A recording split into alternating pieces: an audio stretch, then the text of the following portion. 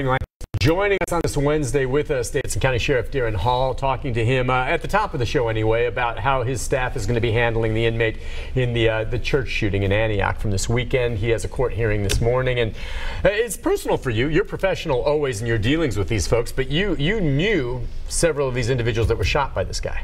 And I say shot, by the way. I know he's still going to be adjudicated, but police have said he's more or less admitted to his involvement in the shooting. But go ahead. You knew that. I mean, you know the minister in this, right? Yeah. I mean, I grew up in that area of town, and I went to Ezel Harding a long time ago. And Coach Spann was my middle school basketball coach and a youth minister that took us to church at Smith Springs Church of Christ. I mean, he was what church was for me during all those years, and I've stayed in contact with him over the many years, but I mean, when I run into him, and of course I refereed later on and saw him in basketball games, and just a wonderful guy. He and still to be doing what he does. I mean, that's been a long time ago for me. He's got to be tough as nails. Oh my gosh. I mean, I've never met him, but I mean, Super Rick nice Caspear, of course, here with us, was talking about you know, how he knew of him and dealt with him back when he survived a horrible heart attack and was saved by a defibrillator, I guess, back in 2011, which is one reason why we have defibrillators in schools now. So he survives that, and now this. Yep.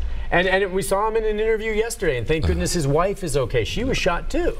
Yeah, and I mean, I got chills. I was on an airplane coming back and was trying to follow his press conference because I don't know, you know, he thought he was dead, and again, hadn't experienced and he did die, by the way, on the basketball court for 6 minutes, I believe it was, and before, and so.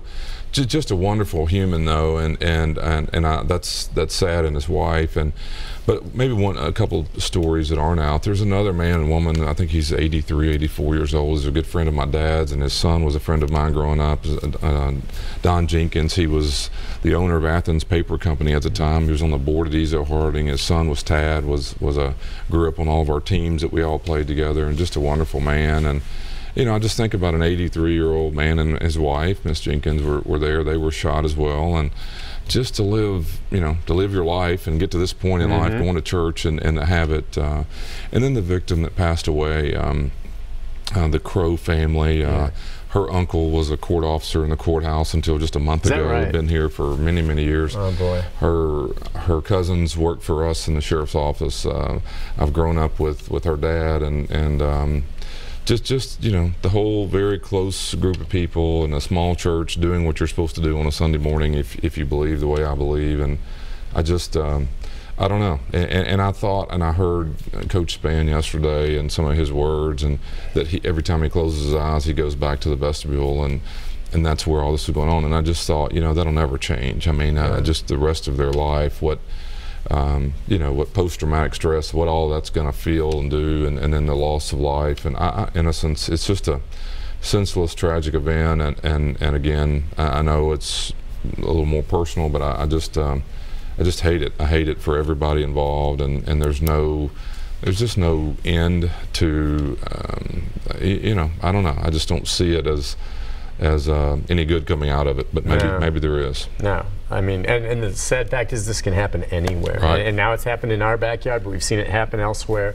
And church is the place that should be safe. Wow. And we're talking about how long before they have to install metal detectors at the doors of churches. Can you imagine? And there's places considering that these days. And it's a sad day, and again, we have a lot of silly things going on in the world, you know, that get frustrating, you know, and that's what I was trying to think about the last several days. You know, to me, there's a lot of silliness out there, and rhetoric and all the stuff. And then when you have something like this happen, you think, well, you know, if I really believed that this would, you know, would make us more unified and make the country a little more, you know, respectful of one another, then maybe I could find some good in it. I just don't believe it. I think it just keeps going, and there's another event, and unfortunately more tragedy, but keeps escalating. All right, let's see what some of the viewers think. We've got some calls coming in. Lines open if you want to talk. 737-7587. A question for the sheriff. We'll go to Joe. Hi, Joe. Good morning, Nick. Good morning. Sheriff. Good morning, Joe. I don't know what else I can say that you haven't already said about this tragic event that happened at the church. But it's just mystifying to me that this kind of thing is going on in the United States, that you gotta have, you know, it looks like it's headed towards, like Nick said, either metal detectors or which a small church like that with, I think, 46 people or whatever, that you got to have either armed people in the church to protect yourself, or I know the Franklin Police Department and I think Chief Anderson has expressed the fact that anybody that wants to have armed guards in, you know, or whatever, they will be happy to give them some direction in what they need to do and help them out, you know, without having a policeman standing at the door, which is a terrible thing to see. But I guess I don't know the answer to it. But just one more question: how's the jail coming along? And when is the target date to finish it up? And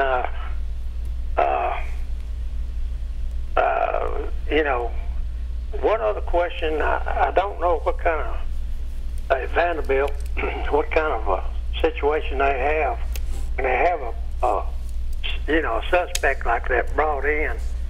I know at General Hospital they have a floor that's dedicated to handling prisoners. Sure, it's got. I know they have Department of Correction guys that's stationed there, and they have a floor just for prisoners and things from the prison. I just wonder what Vanderbilt has. Good. Okay. Joe's right on. Yeah, that question he's just talking about is important. You know, Vanderbilt historically had been the trauma center for significant injuries for anyone, and the problem with that is when you take an arrestee there, there's really no secure ward to do that, and many people, as you can imagine, you know, were shot or car wrecks or other injuries, and it's a very dangerous situation. I don't love that at all. I wish we had a way. It's not Vanderbilt's fault. It's just not designed to do what we really need to do. General does have a secure ward at its hospital. The difference with that is you have to be of a medical condition that is allowed to go to that ward. So let's say that you have multiple gunshot wounds. Well, you're not ready physically to go to this ward. You have to be released by the doctors to almost you can care for yourself, but you're not quite free from the hospital yet. So there's a lot of difficulty in managing injuries of people who are in custody. Because I just imagine, I'm trying to imagine how the police, or if your deputies, where they were handling this when Samson went into the hospital with this, I guess it was a gunshot, was it to his leg or his chest? I'm trying to remember. He suffered a gunshot wound, not life-threatening, but they're treating this open wound. Right. And he's in there, and there's probably scalpels and other stuff, who knows what. And the guards are in there. Are they standing right next to him? Is he cuffed to something while the doctor is, you know, doing this? Does the doctor have to be kind of caught? What would you do? Would you cuff both arms down so they can get to him? How do you do that tangibly when you're in the room? Very complicated. Our policy request, and that there's an important word, that the limbs are restrained in some form. So let's I have no problem with that. Right. Lock them up. I mean, treat them, but whatever you have to do to make sure everyone else is safe in that room. I know he's still a suspect at this point, but I'm sorry, you're going to get handcuffed if you want to get the medical treatment. Yeah, and we work with the doctor. I mean, there are certain, obviously, if you're injured in a limb or an area that would be harmful, we don't want to do. We go with the direction of the doctor at that point. But there, you would hope, and I believe it's true, that the medical staff are respectful of the fact that we're trying to secure him too. You work hand in hand with them. You're trying to make that work, but even still, the hallways aren't secure. I mean, we like to work in a building that we're familiar with, and hospitals aren't really the most comfortable places. There's a lot of dangerous equipment around, there's a lot of drugs, there's a lot of things. It's not the best place to be, and Joe's right. General has a floor that you can go to, but I would compare it to, you come out of ICU and they assign you to a floor in a regular hospital, and so you would go to where other inmates were housed once you're released from all that. But in ICU and the emergency rooms and all that, there is no separation of inmates and the public. And so we're in there oftentimes with mixed populations. It's a difficult situation. A lot of jails Not a lot. Cities of Nashville size try to build, as we are across the street, a medical ward that's much larger that will allow us to handle more difficult medical situations to avoid having to move. Will there be a medical ward in the new place? It will, but it's not. Okay. It won't be. You won't perform surgeries and so forth. But we will be able to get them out of the hospital back to our facility quicker. Okay. This one over here didn't have anything before. It was basically just a clinic, and this will be more of an infirmary type of care. Okay. Let's take a call from Jim. Hi, Jim. Yes, Sheriff. I had earlier, a few days ago, this person was arrested for killing this 12-year-old girl. A very terrible case. Yes. Right. And they, on this channel, they said that this gentleman had been convicted of 30 felonies. My question to you is, how is someone out on the street with convictions on 30 felonies? And it almost makes me think, if that's accurate, then the justice system caused that girl to be killed.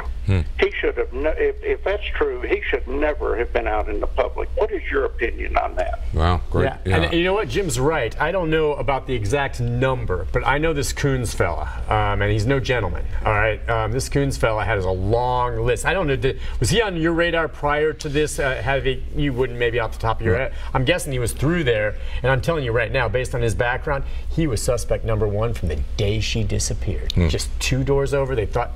Day she disappeared, he was the suspect, and now he's nailed, and it's a horrendous crime, and if he's guilty, I hope he pays big time. Yeah, and let me be real. I flew in from Washington last night, so I want to be. I'm aware of the case. I'm aware of him. I didn't see his record. I don't know a lot about that. 30 convictions. Not sure if they were all felonies, dating back to 1992. Okay, and so I'm not trying to wordsmith it here, but I think it's important to see what kind of charges those are, and I'm talking about.